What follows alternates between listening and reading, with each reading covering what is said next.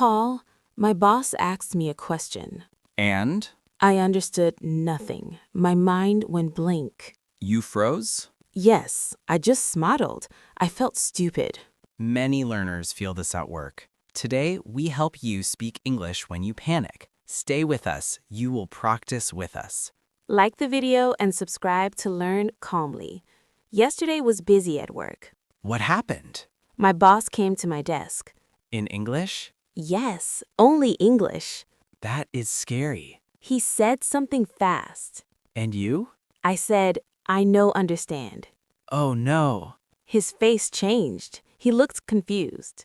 Many learners say this. I know understand. I know no. I know do. It sounds very hard and not polite.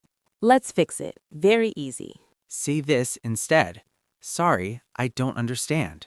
That's it? Yes, simple and polite. Let's practice. Pause the video. Say it out loud. Sorry, I don't understand. Good job. Now one more. Can you say it again, please? So I tried again. What did you say? I said, sorry, I don't understand. Can you say it again, please? And? He smiled. That's a good sign. He spoke slower. Notice something important. I said, sorry. Yes, sorry is powerful. It shows respect. And it buys time. Now it's your turn to speak, learner.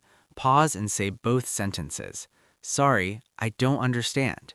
Can you say it again, please? After that, I felt calm, Not perfect. but confident. That's the goal. One more helpful sentence. When English is too fast, say, can you speak more slowly, please?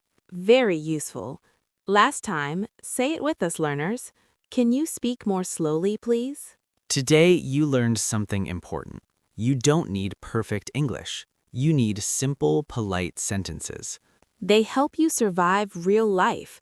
Write one sentence from today in the comments. Practice makes confidence. Subscribe and practice with us again. Bye for now. Bye-bye, learners.